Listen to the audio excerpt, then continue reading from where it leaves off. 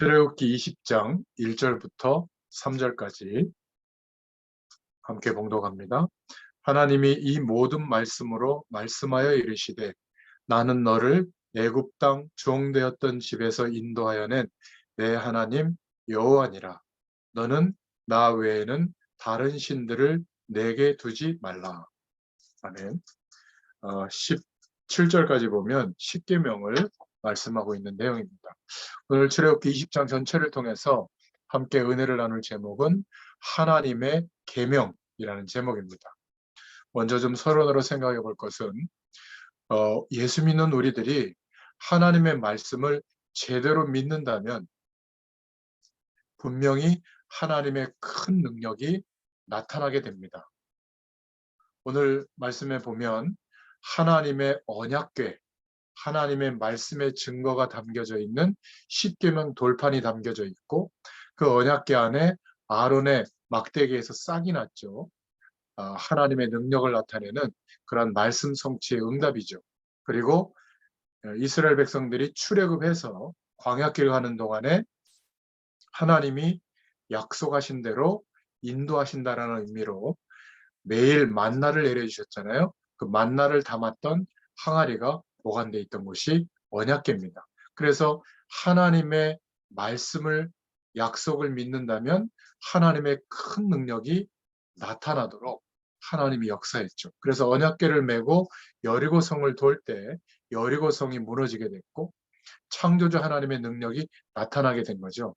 그래서 출애굽기 오늘 20장부터 20장 1절부터 17절에 십계명이 기록되어져 있는데 십계명의 훗날에 언약궤 속에 들어가서 이스라엘 민족들이 움직이는 곳마다 언약궤를 앞세워서 갔습니다.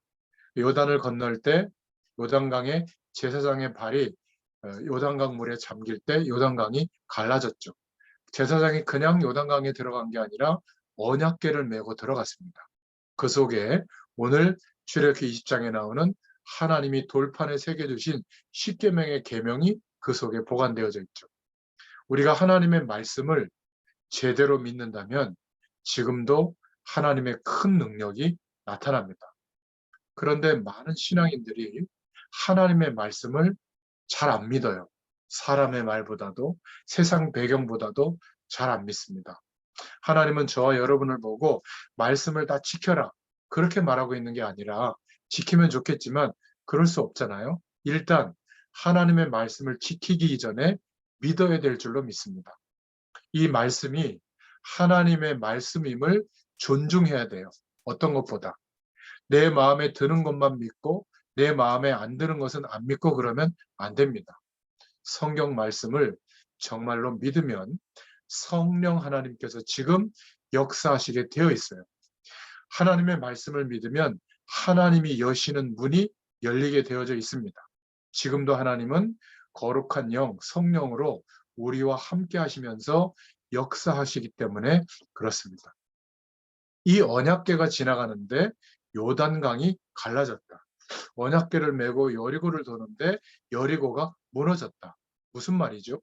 우리가 살아계신 하나님의 말씀으로 현장에서 계속 이 말씀 심부름하는 말씀 운동을 펴면 흑암 세력이 무너지게 될 것이다.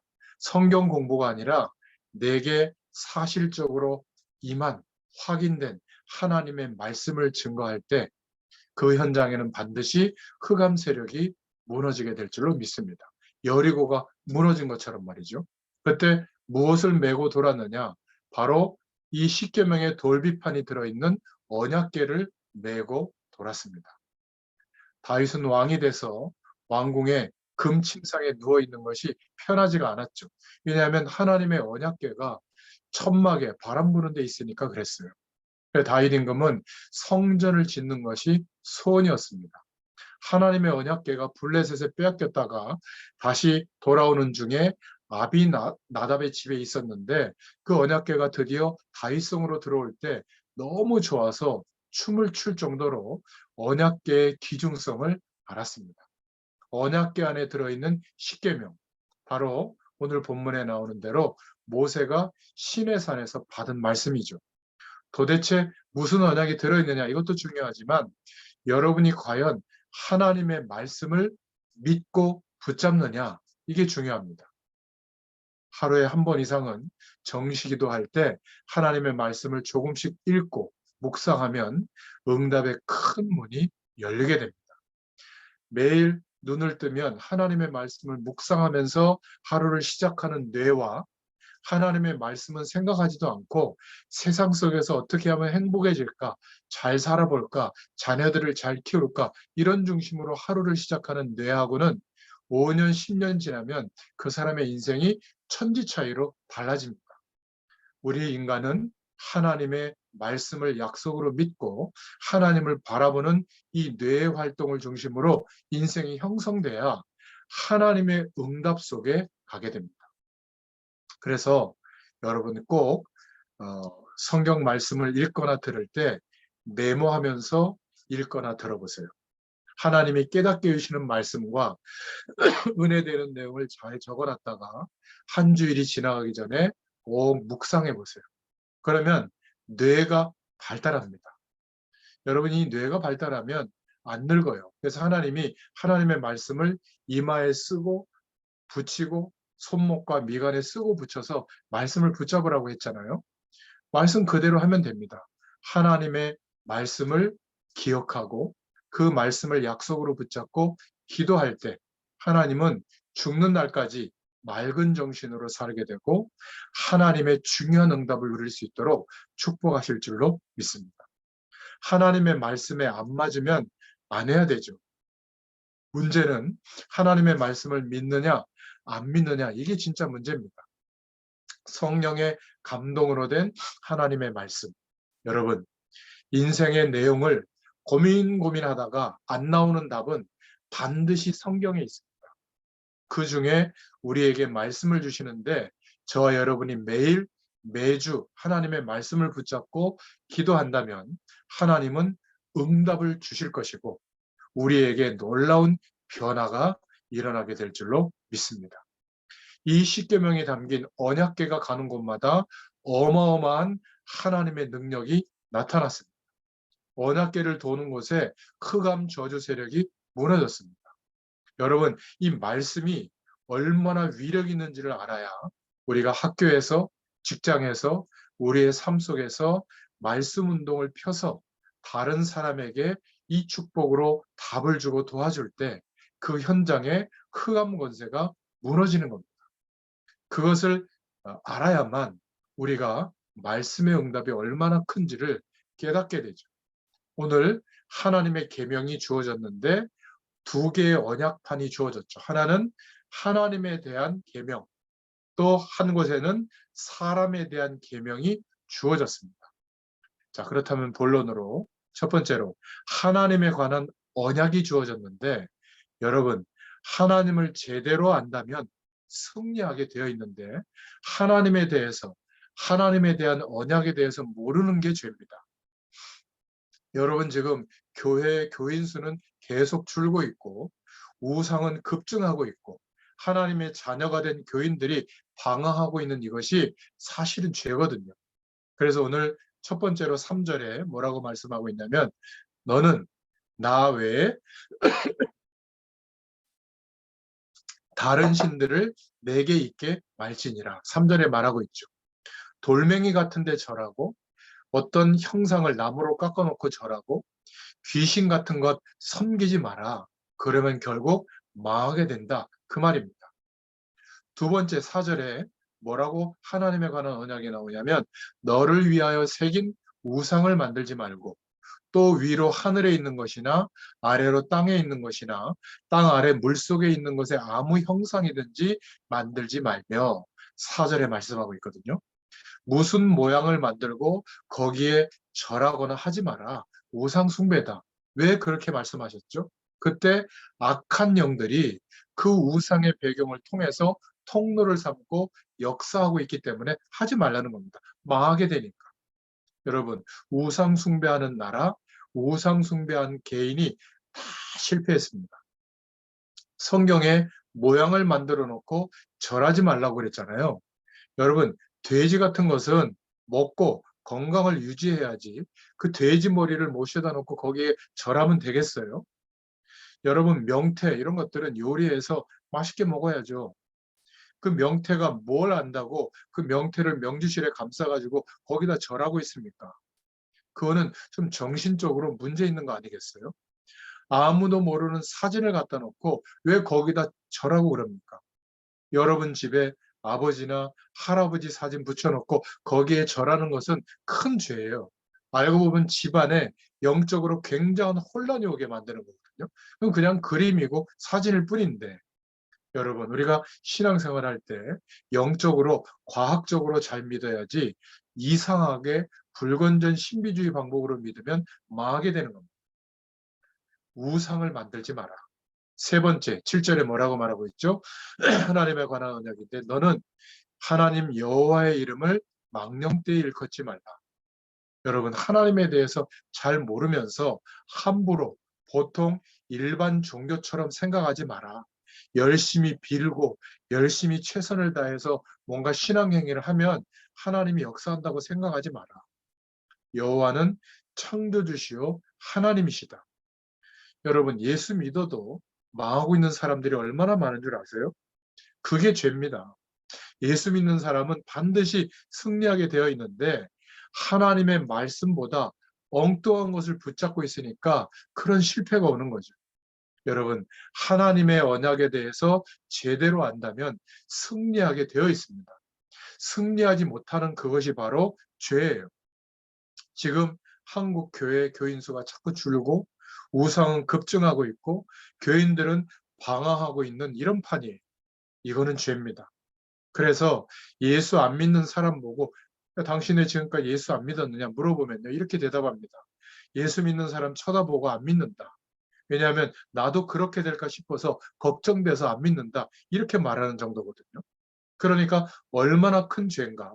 저 사람 보니까 예수 믿어야 되겠다. 이렇게 돼야 되는데 저 사람 보니까 예수 안 믿어야 되겠다. 이런 생각 들게 하는 게 죄입니다.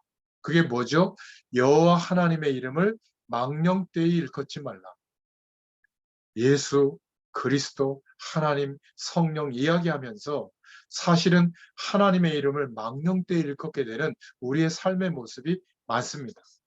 하나님의 말씀을 믿으면 되는데 하나님의 말씀 말고 다른 것을 너무나 더 믿고 있는 거죠. 그 중심에 내가 주인 되어 있습니다. 내가 주인 되어 있으면 어떻게 되어지죠? 하나님의 말씀이 역사할 수 있는 통로가 닫히게 됩니다. 예수 그리스도의 의를 힘입어서 그리스도께서 하나님께서 우리 안에 성령으로 주관하시는 그 인생관이 회복되어질 때 하나님의 능력이 나타나게 될 줄로 믿습니다. 그러면서 8절에 예배의 축복을 얘기했죠.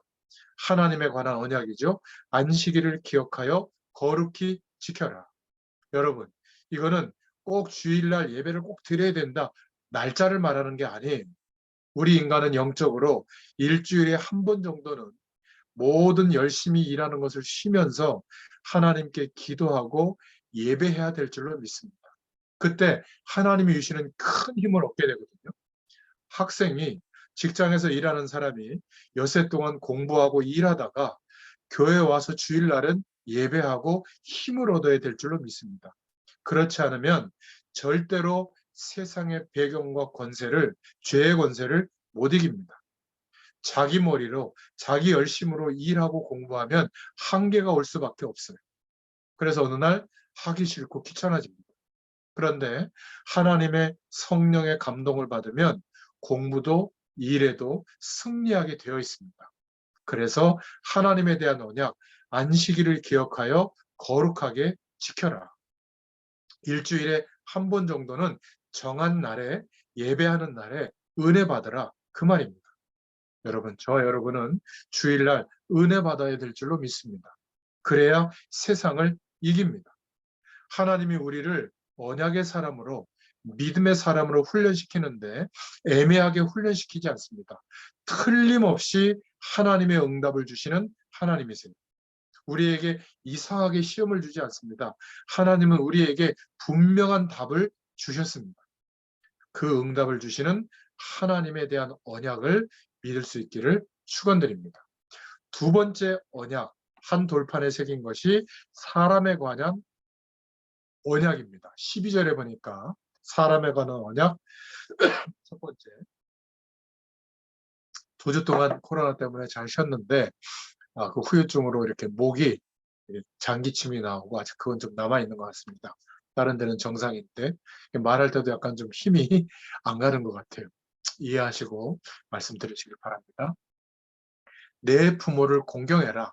그리하면 너의 하나님 나 여호와가 내게 준 땅에서 내 생명이 길리라. 사람에 관한 언약 중에 제일 첫 번째가 부모 공경을 말씀하고 있습니다. 여러분, 여호와 하나님의 말씀은 영영이 설이라. 그 말씀은 지금도 우리에게 답이 됩니다. 내 부모를 공경해라.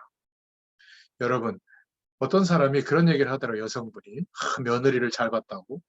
너무너무 부담도 없고 딸 같고 얼마나 예의가 바른지 정말 시댁, 본인을 말하죠. 그 시부모를 가까이 잘 모시고 있고 말이에요. 너무 좋다는 거예요. 며느리를 참 잘 봤다고 하더라고요. 근데 한 1, 2년 뒤에 있다가 본인의 딸을 시집 보냈는데 딸이 너무너무 사위를 잘못 만났다는 거예요. 왜냐하면 시부모를 모셔야 된다는 거예요. 아니 모순도 이런 모순이 어디 있습니까? 본인은 자기를 모시는 그 며느리는 너무 좋은 며느리인데 시집간 딸은 시어머니 모시는 딸은 잘못된 딸이다. 시집 잘못 갔다. 이렇게 해서 되겠습니까? 여러분, 우리의 중심에 하나님과 함께하는 은혜를 누리려면 사람과의 관계 속에서도 하나님의 축복을 누려야 되는데 그 첫 번째 계명이 내 부모를 공경하라. 그죠? 기억하시기 바랍니다. 13절에 또 뭐라고 말하고 있죠? 살인하지 마라. 지금 세상이 얼마나 흉폭해 가는지 폭력이 심해지고 살인을 밥 먹듯이 합니다. 너무 안타깝죠. 기억하시기 바랍니다. 14절에 마지막 때에 가정 파괴와 함께 엄청난 문제가 올 것을 말씀하고 있죠. 간음하지 마라. 그리고 15절에 도적질하지 마라.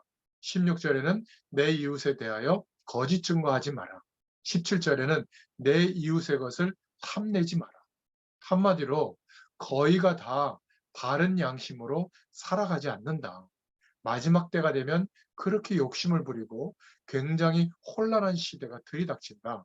그래서 우리는 사람에 대한 언약, 하나님에 대한 언약, 하나님의 말씀으로 붙잡고 믿어야 될 줄로 믿습니다.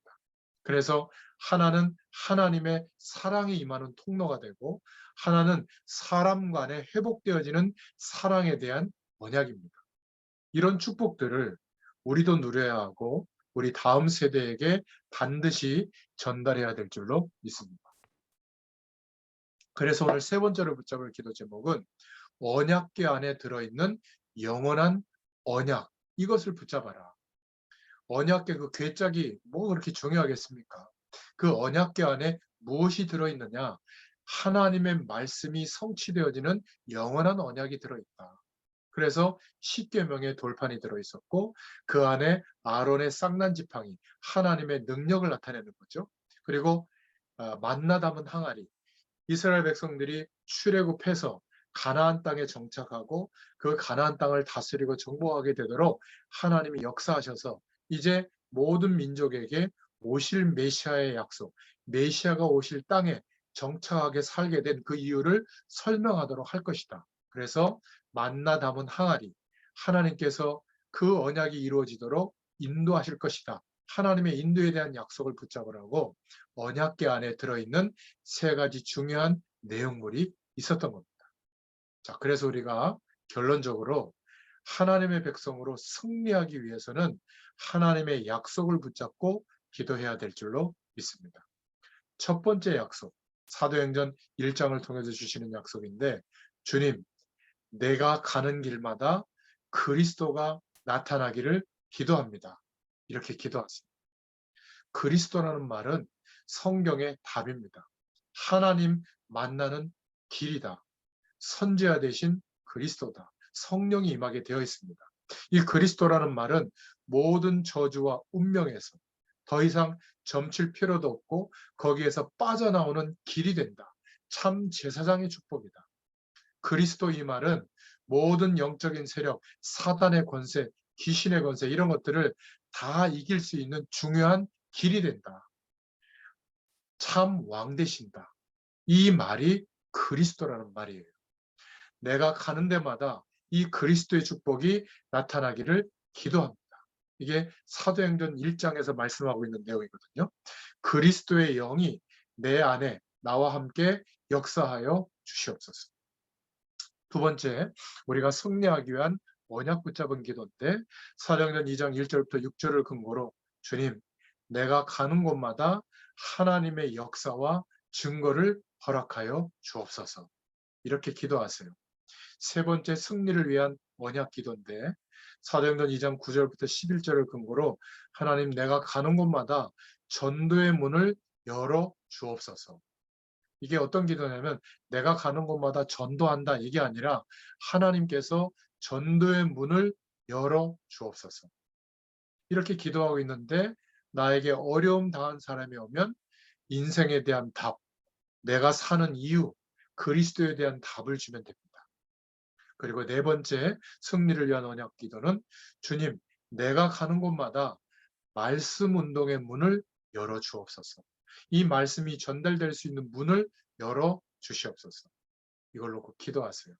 사도행전 2장 14절부터 21절의 응답이 오도록 기도하시길 바랍니다. 그러면 다섯 번째로 승리하기 위한 언약 기도의 응답이 오는데 주님, 내가 가는 곳마다 제자의 문을 열어 주시옵소서.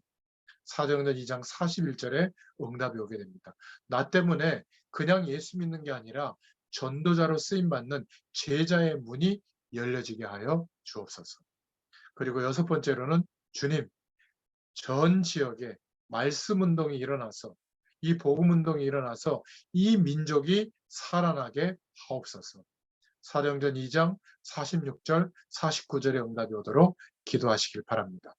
그리고 일곱 번째로 승리하기 위한 언약 기도. 주님, 내가 가는 곳마다 하나님이 역사하시는 변화가 있기를 소원합니다. 사도행전 3장에 40년 동안 안진뱅이였던 이 안진뱅이가 자리를 박차고 일어나는 변화가 일어났죠. 묶여있던 모든 삶에 변화가 있기를 원합니다.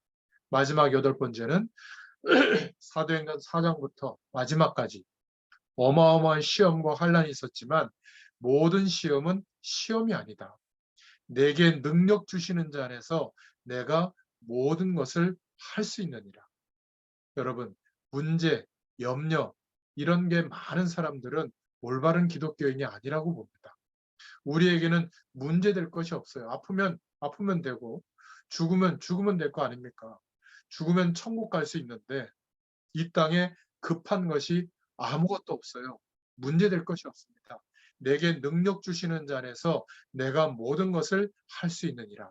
빌립보서 4장 13절에 바울의 고백이 우리의 고백이 되기를 바랍니다. 그리스도 안에 있는 자는 문제될 게 없다. 오늘부터 모든 염려를 주님께 맡기고 오늘부터 기도하는 자가 되게 하여 주시옵소서. 분명히 하나님이 살아계시죠. 그렇다면 저와 여러분의 형편을 아실 것이고 우리의 미래를 아실 겁니다. 뭐가 염려가 되겠어요? 하나님이 살아계신데 염려될 거 없습니다. 문제는 하나님이 살아계시냐 안 계시냐 이게 우리의 문제죠. 성령께서 지금 역사하고 있느냐 아니냐 이게 우리의 문제입니다. 정말 하나님이 살아계시고 성령으로 역사하고 계시다면 문제될 게 없다.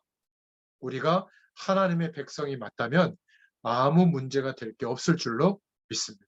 하나님의 백성이 아닐 때가 문제죠. 사도행전 4장부터 28장까지 어마어마한 핍박의 일들이 일어나는데 그것은 더 이상 핍박이 아니다. 그래야 응답받습니다. 여러분, 우리 여성분들 중에 내가 진짜로 원수 같은 이상한 남편을 만났는데 저 남편을 회개시켜 주시옵소서 이렇게 기도하면 기도 응답이 안 와요. 이렇게 기도해야죠. 하나님, 내게 하나님의 뜻이 있어서 저런 남자를 만나게 했는데 하나님 나 때문에 저 남자가 구원받고 하나님의 축복을 받게 하옵소서. 이렇게 기도해야 하나님이 내가 이제 제대로 기도하는구나. 그래야 응답이 오지 않겠어요? 다니엘이 구약 성경에 있는 다니엘이 사형 선고를 받았습니다. 사자굴에 들어가게 됐는데 우리 같으면 하나님 급합니다. 빨리 건져주세요. 이래야 될 거 아니에요? 근데 다니엘서 6장 10절에 보니까 하루에 3번씩 전에 기도하던 대로 창문을 열고 예루살렘을 향하여 무릎을 꿇고 뭐하며 감사하며 기도했다. 이렇게 말하고 있습니다. 이게 바로 우리의 문제인 거죠. 걱정하고 염려하고 하나님이 살아계시는데도 안 계신 것처럼 온갖 염려하면서 그게 해결해 달라고 기도하니 하나님과의 사이클이 안 맞는 거죠. 그리스도인이라면 아무것도 문제될 것이 없습니다. 아니 목사님 먹을 게 없는데요? 그거는 그렇게 단어를 표현하면 안 돼요. 먹을 게 없다고 그러는 게 아니고 그리스도 안에 있는 사람은 먹을 게 없을 때 뭘 하죠? 금식하는 거예요. 정말 내 힘으로 먹을 걸 마련할 수 없을 때 그때는 금식하면서 하나님께 기도하는 거죠. 너무 고민이 많아서 잠이 안 올 때 그때 불면증이라고 하죠. 불신자들은. 아니에요. 그리스도 안에 있는 우리는 그걸 보고 철야 기도라고 하는 겁니다. 어차피 잠 안 오는데 그렇지 않겠어요? 단어를 잘 써야 됩니다. 기도 제목을 잘 붙잡아야 돼요. 우리 교육자들이 낚시하러 간다. 그거는 낚시가 아니라 그리스도 안에 있는 사람은 그걸 보고 멤버십 트레이닝이라고 합니다. 훈련을 하기 위해서 간다. 단어가 다르죠. 바닷가에 갈 때도 그냥 놀러 가는 게 아니라 잔잔한 물가로 인도하시는구나. 성경에 그렇게 되어 있어요. 문제는 우리가 그리스도 안에 있느냐, 그리스도 밖에 있느냐 이게 문제지. 어떤 것도 문제가 될 게 없습니다. 맞아 죽게 됐다. 그걸 보고 불신자는 피살당했다고 하죠. 그런데 우리는 맞아 죽게 됐을 때 어떻게 말하죠? 그걸 보고 순교라고 해요. 그리스도 안에서는 아무 문제될 게 없는 줄로 믿습니다. 뭐가 문제죠?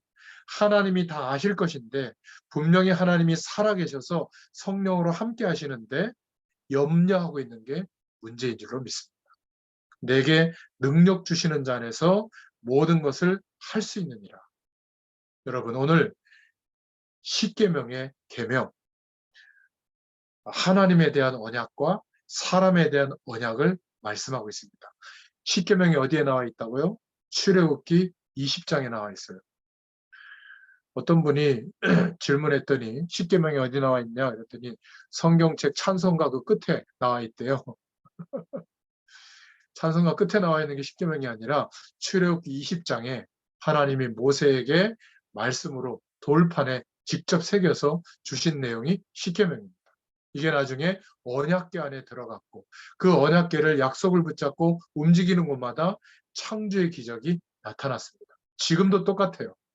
하나님의 약속을 붙잡고 기도할 때마다 하나님이 내게 능력 주시는 자 안에서 모든 것을 할 수 있느니라. 이 말씀이 성취되도록 응답을 주실 줄로 믿습니다. 여러분, 현실에 매여 있거나 묶여 있지 마시고 말씀 붙잡고 기도하다가 하나님이 주시는 응답을 누리시는 또 한 주간 되시기를 축원드립니다. 하나님 감사합니다.